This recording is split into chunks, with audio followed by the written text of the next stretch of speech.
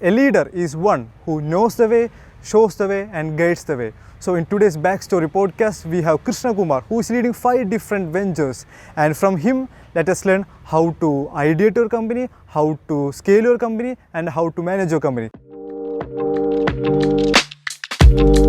So, rather than me introducing yourself to our audience, I would like to tell them just one thing. Go straight to LinkedIn, search Krishna Kumar, and they can see how you have managing 5 companies at a time. You are running, you are either in the founding team or directing 5 companies. So for them, how do you manage your time? We used to hear you all have 24 hours a day. So how you manage your time? How you are managing these 5 companies? So first of all, these are not 5 different companies. They are 5 different initiatives started at different points in time when we feel there is an opportunity to work on that idea. And whenever we feel that there is an opportunity to work on that idea, we have to find like-minded people who are equally passionate, sometimes even more driven, also having the capability to execute that. Because there is always a creator, innovator mindset, and there is also people who are operating mindset, right? So creative, innovative people will come up with ideas, they will be passionate about it, they will be convinced that this is going to be generate a lot of interesting traction in the market. But the operators would actually go and execute in the market. So we need both a creator and an operator in a market, in a startup or in any initiatives which you do. So on your question on time management, I would say the era of having 8 hours a day is over. 8 hours a day, 40 hours a week, 160 hours a month. Yes. That used to be an operating model for a long period of time. But what you see right now is leveraging time, leveraging resources, leveraging digital to do more things with less time. And that is exactly what many people have also figured out. So this is so I learned from those people, right? I learned from those people how they use minimum time to leverage and then use it digitally. For example, if you can create content and can reach 1 million people, the content creation time is only probably half a day. Yes. But you can leverage on 1 million people, generate interest, generate leads, generate so much of excitement around the topic with a large segment of people. You don't have to spend 100 days to do that. You can do it in half day also if you plan properly well. So this leverage is what exactly people are trying to use, and time can be leveraged with so many tools right now. With content, with code. If you build a code in 1 week, that code can be used by 10,000 people, can be used by 1 million people. But the time taken for that building that is only say 1 week or 1 month, right? Earlier in a factory production setup, we have per unit thing coming out every, so there is cost of production per unit. But here the economies of scale is much more possible. So on time management, I would say there are different ways of looking at it. More than time, I think it's about your energy, right? So if you can do what other people can do in 1 month, what you can do in 1 week, then it is all about your energy, your emotional energy, your enthusiasm, your conviction, which brings a lot of interesting people to your team. That's exactly what I think most of the entrepreneurs are trying to do and what I'm trying to do, Yeah. So, you have talked about, it's not about 8 hours a day. So you are also looking to multiple areas. So you ever faced burnout in life? I am getting exhausted. Even we used to feel that we working 1 week with full tight schedule. We feel that it's finished. Let's take a 1 week break maybe. So you used to feel burnout, or how you manage the burnout? So yes, burnout, exhaustion, you feel that there is a dead end. There is nothing which you can do more, right? Or sometimes you feel I am done, right? So these are very human emotions, and that happens to everyone, especially when what we do is not generating the kind of results which we want, right? Sometimes people don't do it for money. People do it for the fun of doing it. Sometimes people do it for learning, not for money, right? So the intended outcome could be fun, learning, entertainment, money. It could be to prove to someone, right? It could be to prove to the market that this idea will work, right? They're not looking at money. They want to prove the market that this can work. It could be even very rational reasons like sending a message to a large community that this can work, right? Or it could be like, I mean, there are very emotional, very absolutely rational reasons for why people get into ideas or businesses, right? So the more irrational it is, the more driven they are. Yeah. So I've seen, interestingly, startup entrepreneurs not exactly going by usual market research. The initial thing which we all do before we get into something is the research, right? You go deeper into it, you do the market research. Financial projections, is there a market for it? I mean, 80% of entrepreneurs don't do that because they feel that they believe in this idea and they're ready to fail in that idea. They feel that this idea may fail, but the experience, the joy I am getting out of it is something which I cannot measure. So it's a combination of emotion and logic, right? Which drives people to do things which others don't believe in, right? So in a book called 0 to 1, Peter Thiel asks this question like, what is that one thing which you believe but others don't, right? So there could be one thing, right, which you strongly believe but others have to, I mean, they don't really believe it, right? Okay. If you have that one thing which you strongly believe and others don't really believe in, then you have gone deeper into that subject because you've changed your opinion about it. You have formed that belief because of certain reasons, right? And you become unstoppable as a entrepreneur if you believe in something. The reason why I say belief is it needn't be logical, right? So beliefs are not necessarily logical. Even that. Yeah, I have seen entrepreneurs who believe in one idea. They may try their MVP, but they may fail, but they still say that, yeah, this will work. Even customers may need something else, but they will be saying like, let's do it. So I am like a counter question, like over believing or like thinking that my side is correct and the customers need to change. Will that work for a long time? Absolutely not.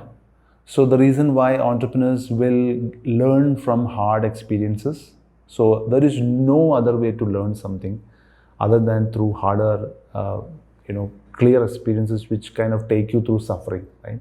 So the reason why most of the entrepreneurs learn only through suffering and not through market research.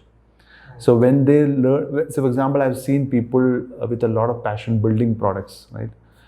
They build products because they feel they could be one of the end users. And if I'm an end user, I could get 10,000 end users like me, right? But when you launch that product in, say, for example, Play Store, and you kind of try pushing it, ultimately after 1 month, you get 100 users, and out of which 70 people have gone, right? Deleted the app. So you're left with nothing, right? Yes. This is because they feel that idea matters a lot. Product matters a lot, right? Here is where we should be ready to fail. The same entrepreneur, if he's willing to learn from the feedback which the market has given, right? Yeah. And people are mostly feedback resistant. They don't like feedback. Yes. They feel you don't understand. I understand. This is a visionary game. Absolutely fine, but the idea has failed right now, isn't it? So through the suffering, through the failure, if they learn something new, apply those learnings into the new game, then they may win, right? If they come back and crib about the market or lack of maturity about the participants in the market, that may not work, right? So we should stop kind of blaming the market for the product failures and start looking at ultimately markets really win every game, right? Got it. So there is always a conflict between this emotional energy of entrepreneurs and what is there out there in the market. Yeah. Right? So now we have talked about product failures, and one of your companies, Greenpepper Digital, is into UX, UI, and also to social media. So when you are consulting into companies, have you seen companies bursting out without properly investing into user experience research, or without like not giving, like there are some entrepreneurs who are like software engineers, they sit 24 hours on coding, but they don't think about who are my customers, who am I building to. So have you been to that experience, or like have you helped companies in that sort? So yes, I've had the opportunity to kind of work with different variety of companies. Definitely, even startups to traditional companies for that matter. Because being a consulting company in the digital transformation space, we don't have the choice of working with certain kind of companies alone. Because when we do our own marketing, there could be different market participants who could come interesting, and then start to consult us, start working with us. So what I've seen is, traditional companies are more ambitious because they have the cash resources, they have proven in the market, they have a very proper leadership team in place. These companies are ambitious, but they lack the culture for any kind of digital, transformation activities. Because ultimately, you cannot just go and buy technology and implement it, right? You can buy technology, but you cannot buy culture, right? Culture needs to be built in, right? We can implement a huge, say for example, an enterprise software. You can spend a lot of money and do that. Most of the traditional companies have the resources to do that. But want to do that and to start making their own people use it, you need to build a culture which the leadership team, team leaders, all the core stakeholders need to try and work on. And that cannot be bought. That can only be built in, right? Which is where most of the traditional companies fail in the process of digital transformation. If you really look at it, recently, only 34% of the companies who are into DT, digital transformation, traditional companies actually finally succeed in it. Rest of all are like, have to go through another process of DT. So the rest of them are like not willing to get digitally transformed, or they are getting stuck in the way. They're willing, they're ready to spend money on it, but they are not able to build a culture which is required for digital transformation, right? Okay. So I'll give you an example. Sure. So a couple of years ago, there was a large furniture company with factory. They have owned their own factory, approached a consultant, and one of our consultants said we want to become a pepper fry. Yeah. Because I think I've given this example earlier also, I want to become the pepper fry because we are supplying to pepper fry. Why can't we become a pepper fry? And we are much, much bigger. We have so many showrooms, we have our own factory, we have our own wood mill, we have everything, okay? The whole supply chain we own. And over a period of next couple of years, they tried to build a basic e-commerce team. I'm talking about 10-15 member team for themselves. And what we found was they failed in the game. The reason is, a pepper fry or probably, similar kind of platforms, Urban Ladder or kind of platforms, do not have to have the supply chain for, furniture. They don't need to have a factory. They don't need to have showrooms, right? They operate a different internet model. So this basic thinking of, having an internet model is essential than possibly having the entire supply chain is something which most of the traditional players are missing. I think they know that it's a common sense thing. If I ask you, you would say, hey, it won't work, right? But ambitious companies really are blinded.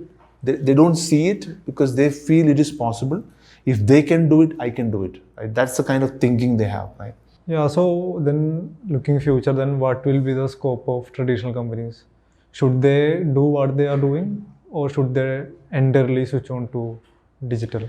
So traditional companies have certain advantages, right? The reason why they are still in the market, right? Because they are hardcore. They've set up a distribution base. They have a set of customers who are willing to pay. But probably in next 5 to 10 years, their business model might change.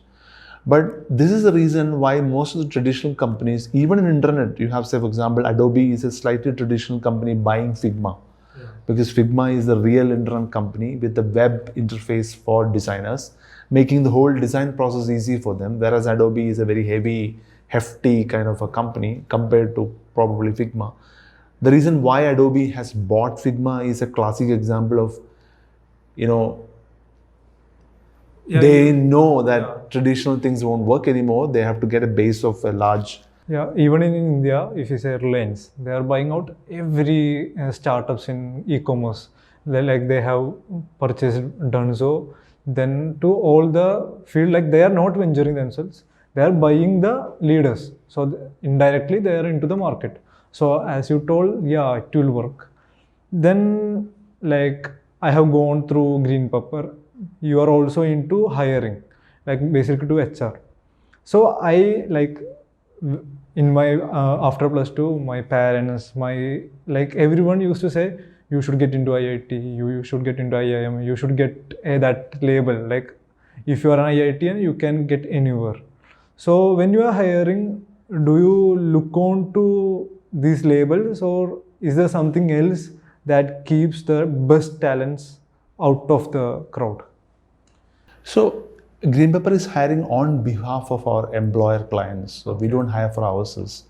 So we as a talent curation company is responsible for, validating, sourcing, the right kind of talent for our client companies. So what we do is essentially what our client employers think, right? So if our client employers who are into, say, for example, product companies who are, who want engineering talent, and if the CTO of that product company believes that IITians can only crack it, because he himself probably might be an IITian, and if he feels that, if I can get an IITian, it does two things. One, it helps the CTO to kind of work with them pretty closely because there is a mutual respect between IITians. Secondly, they feel that having more IITians in the team can actually increase the value of the organization, especially in the valuation perspective. When there is series of rounds of investments coming in, the investors would definitely ask, hey, even the thing is, in India, you see most of the VCs also from IITs. Okay. And they see an IIT Kharagpur guy or IIT Delhi guy on the team, they feel immediately comfortable. They feel these guys are talented and these guys have the thing to crack, difficult projects, or the whole thing. So I think it's a thing with familiarity. I'm sure that going forward, when you meet a QSAT guy, I'm sure you would give a little bit of friendship and camaraderie. I think that's happening with IITs and IIMs as well, more with IITs than with IIMs. So as you're saying, it is like a cartel now, maybe. Like if IITians think they can like maybe do something in the Indian ecosystem. So okay, looking into the IIT market, like there are 10 lakh students. Like I don't know the exact number. There are like 10 lakh students who are writing JEE main, but only like 10,000 or 8,000 are getting that IIT tag. So there is a huge people who are outside. So on behalf of them, like if I am not from IIT, so if I as a job applicant, or if I need to get into a top startup, what should I do extra, or what should I do to get that same IIT into the team? Yeah. So I think it's like if you miss IIT, maybe you didn't prepare much, right? Or you were not really serious about getting into IIT. I mean, it can happen, right?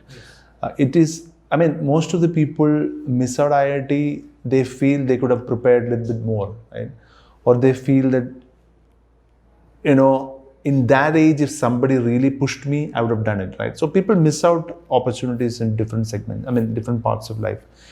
But having said that, people still have the time to prepare themselves, right? For example, two things which I would always recommend for any engineering, student to catch up with the best talent in India. Not necessarily IIT or NIT or REC. It is all about how do I become more valuable? How do I become competitive? it can be done by two things. One, I've seen IITs themselves they have a very rigorous system, like 4 years, just like all of you. But they'd find time to, say, for example, do at least, I'm talking about 16 to 25 courses online over a period of 4 years. And that is without any push, no target to do that. It's so difficult if there is no target, there is no push, even then going through the grueling process of doing online courses. And with probably, say for example, when you're in an IIT bedroom, like there are two people, the other guy might be doing other courses. Okay. This guy probably may not be doing, he is on to internships, he might be on to campus side projects, he might be building something on your own. So there is no reference point for a student to see whether there is somebody else doing it. So it is very hard to do things like that, right? So that actually makes them different from rest of the people. So I'm sure if you follow a method like that, like you don't need probably Premier League. I mean, you only need those real things which you've done. Why don't people do it? Yeah, that's where we are. That is what's the difference. So it is not about they are inside IIT. It is their mindset. Their mindset to do the harder things, right? But we used to say, like, you are an average of 5 people around you. So is that what happening in IIT? Absolutely, you're right. Because the environment, right? Very competitive environment. You're talking about like 3% of the people, less than 3% of the people cracking this exam and getting into one of the IITs, right? And they all come with an ambition. Their ambition didn't start 1 year ago. Their ambition started probably 5 years ago. So you're talking about a 14-year-old, kid getting a feeling that, my ultimate destination should be one of the IITs.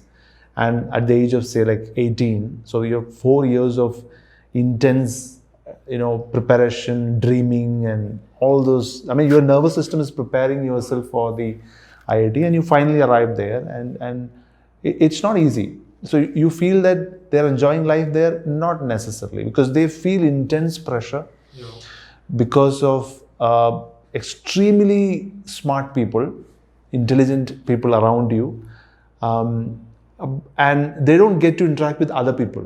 So when you get to interact with other people, you feel much relieved, but they don't get to, right? So it is all about, like you rightly said, it's the 5 people or 50 people or 500 people inside that system which drives your competitive spirit, and then you have to be prepared and you have to learn more. That's the environment. Because as you said, I have a friend circle, so we try to not imitate IIT. We try to do what we think, like, okay, let's do podcast, maybe let's do digital marketing. Like, if my friend circle are in the same pace, we all think in a same manner, like, then we feel that, okay, we are getting upskilled. It's not all about textbooks. It's about experience. It's about building connections. So as you said, I can connect to that. Okay, then like I need to ask you about, these IITians or myself is building a company. So you are into the director of WiseTag. So listeners don't know about WiseTag. It is like, can you please tell to the audience what is this? So I think founders, most of the founders, when they have an idea and they want to build a product, they usually find a co-founder. And a co-founder can be a tech guy or usually a CTO or someone with complementary skills, right? And if they are not able to find them, then it is a lonely game. So I've seen very great founders who do not have co-founders. So that's when 4 or 5 years ago, the founder of WiseTech himself, we've been in touch for so many years, and he felt that there is a need for an ecosystem who can help the founder to make things happen, right? That is exactly what WiseTech as a venture studio does. So venture studio will help a founder to act like a co-founder, to deal with the ideation, MVP, go to market, get the initial customers, have a revenue plan, and pitch with investors, get into the track of growing as a startup. And that journey needn't be alone. Right? So we have, in the over last 4-5 years, have almost 6 startups and 15. We have 14 co-founders who are part of the ecosystem, who have very clear vision on what they want to do. We would say, like, if you fail in this idea, it's fine, but we are not allowing you to fail, right? So in the new world, you will find businesses failing, but we don't want the founders to fail. Right?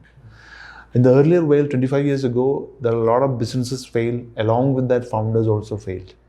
So we feel that founders needn't fail, because founders learn a lot during one learning cycle. If you set up a startup, operate for 6 months, fail, the 6 months is equivalent to 2-year MBA, because you've done everything, right? You would have done everything. So Wise Tech believes that founders need help, and it can be given professionally. So what kind of help they need? They need help to go to the market. They need, primarily to build the product itself, do the rapid prototyping. They need to test the idea with people. So they need a market team whom they can test the ideas with. They need financial intelligence, right? How do we structure the company? They need legal framework. How do they operate? So it's a complete team of people. If they need investment guidance, structured investment guidance. So it's a complete team of people who will help a founder to, build his company, grow his venture. Like a guide. So you may have moderated so many startups. Even when I look to Wisetack's portfolio, I was very impressed with Cine Token.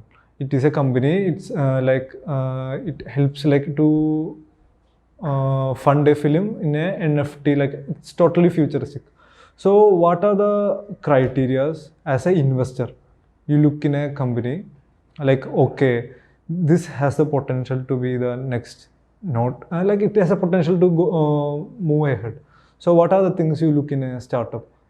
To be clear, I have not invested in any of these startups.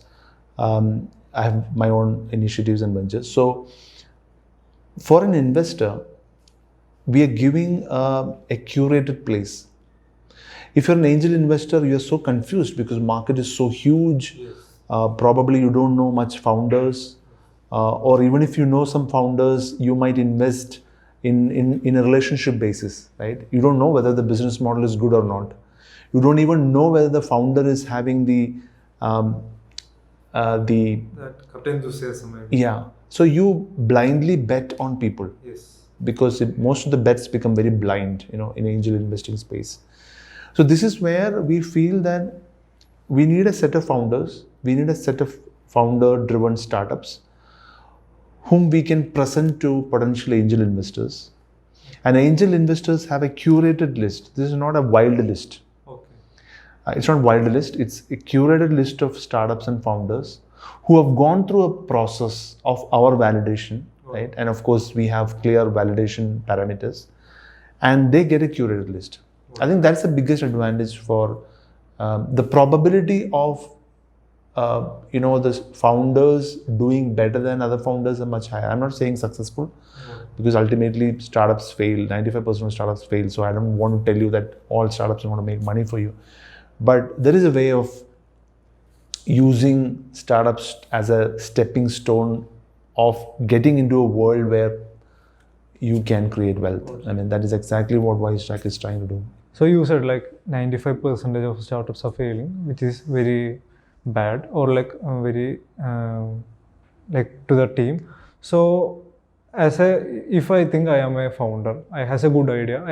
It's in the ideation stage, but I don't know whether I need to spend money on marketing, or whether I need to spend time on building the product, building the team. Should I scale now? Should have I actually achieved the PMF? So if you say some few criteria, tips for a founder, okay, now you are ready to scale, or now you can raise fund. So can you just... So first of all, there is no formula as such, but when we see the journey of a founder, we would know whether they're ready for it. Sometimes, PMF is not enough for a founder to raise money. People feel, hey, PMF, okay, let's get ready for the funding round. No. Founders need to be prepared, emotionally as well when it comes to raising funds, because they would not have done this activity of raising money before. They would not have gone through the process of managing a new set of investors coming into place, managing their expectations. All are new games for them. So psychologically, are they ready for it? Are they prepared for it? How much driven they are? All these things matter. And this would only be visible only when we talk to them very often. I mean, their real insecurities and fears, anxieties and concerns all come in when we have real conversations. It cannot be very formal conversations. Now I would like to we discuss about the future. There are some hot topics in our market, like namely Web 3.0, NFT, Metaverse. So what are the takeaways from you to a one who is like, okay, I'm an entrepreneur, I need to build something. Should they focus on these jargons, or should they look to our normal market? Like here, I would like to take the example of Razorpay. Even much of them will not know this unicorn, this profitable unicorn. They are doing such a boring job. What they has done, they have just done a payment gateway.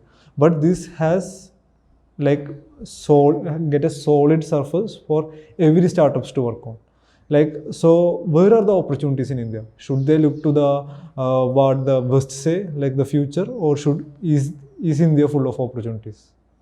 So it depends on how a founder looks at it, right? Okay. A founder who is keen on creating say kind of a fancy idea may find Web3 to be very happening. Okay. Because two ways, like you use the right word, there is one set of boring businesses, the other set of cool businesses. Okay. So boring businesses are for example, like you said, Razorpay, Paytm. Yes. I mean, if you look at any kind of unicorns at this point in time, even Byju's for that matter, is a boring business for the people inside the business, right? Okay. There is repetitive things, there is routine stuff, there is absolutely less innovation, but more of operations, right? The reason why they are hiring more operators than innovators. Initially, when the startup comes up, you need a lot of creators, innovators, who can think differently. But once you have the product in place, you cannot make a lot of changes in the product as well, because the product has found its market. So like you said, PMF happens, then you need more operators in the business who can go to the market, really do the hard stuff, right? Whereas on the cool side of the businesses, you can say that new trends coming in. Yes. A big company may not be even able to look at the new trends because they are so engrossed in their existing operations. They are answerable to their own people, they are accountable to investors, they have clear financial goals to achieve. A small solopreneur, right? A solopreneur or a set of people who are passionate about things, who do not have any accountability to big financial investors, would probably get into games like, hey, why not I try this? This seems to be cool, right? I can put it in my Instagram bio, right? Yes. Or I can attend some cool conferences because I'm part of this, right? All these are very human things. So I mean, no complaints. I mean, that's how. But that's why when I was talking to one of the crypto investors, a very big time guy who has made money. Okay, he was saying, so asking what is Web3. He said